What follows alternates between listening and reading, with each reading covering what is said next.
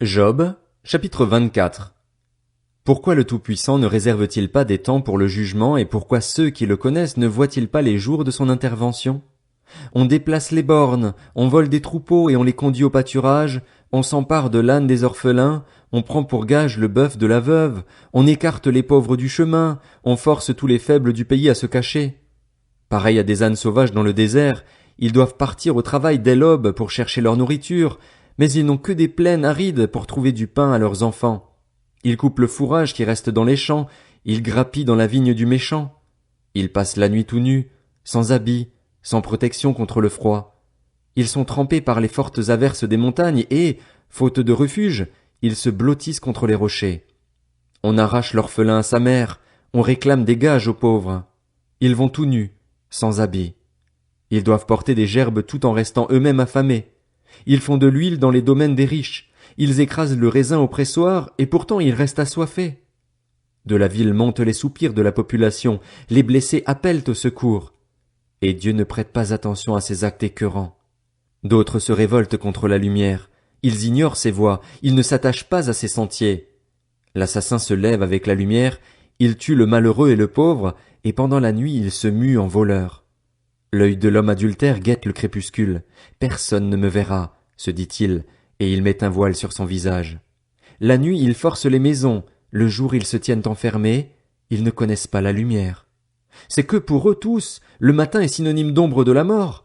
Ils n'ignorent pas les terreurs de l'ombre de la mort.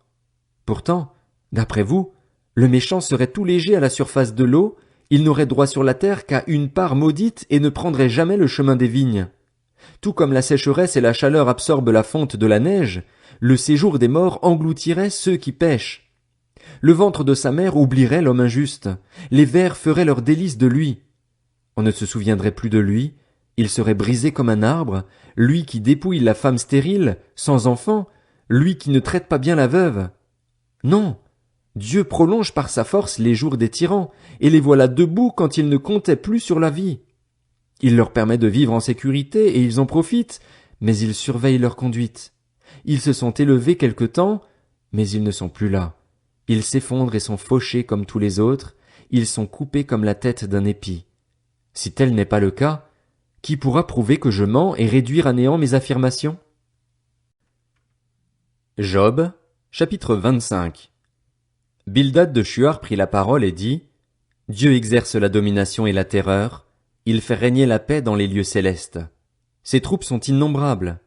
Sur qui sa lumière ne se lève-t-elle pas? Comment un homme pourrait-il être juste devant Dieu? Comment celui qui est né d'une femme pourrait-il être pur? Même la lune n'est pas brillante et les étoiles ne sont pas pures à ses yeux.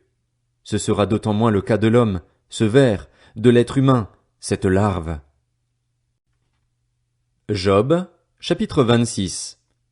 Job prit la parole et dit, « Comme tu sais bien venir en aide aux faibles, quel beau secours tu prêtes au bras qui n'a plus de force. Comme tu sais bien conseiller celui qui manque de sagesse, quel grand discernement tu fais apparaître. À qui s'adressent tes paroles et qui est-ce qui t'inspire? Les défunts tremblent au-dessous de l'eau et des créatures qui l'habitent. Devant Dieu le séjour des morts se retrouve nu, le gouffre de perdition est sans protection. C'est lui qui déploie le nord sur le vide, qui suspend la terre sur le vide. Il enferme l'eau dans ses nuages sans qu'il se déchire sous son poids. Il recouvre son trône en déployant sa nuée sur lui. Il a tracé un cercle à la surface de l'eau, à la frontière entre la lumière et les ténèbres. Les piliers du ciel sont ébranlés, ils sont effarés quand il menace.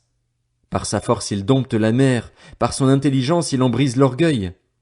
Son souffle donne au ciel la sérénité, sa main transperce le serpent fuyard. Si tout cela ne représente qu'un aperçu de sa manière de faire, le faible écho qui nous en parvient, qui pourra comprendre le tonnerre de sa puissance?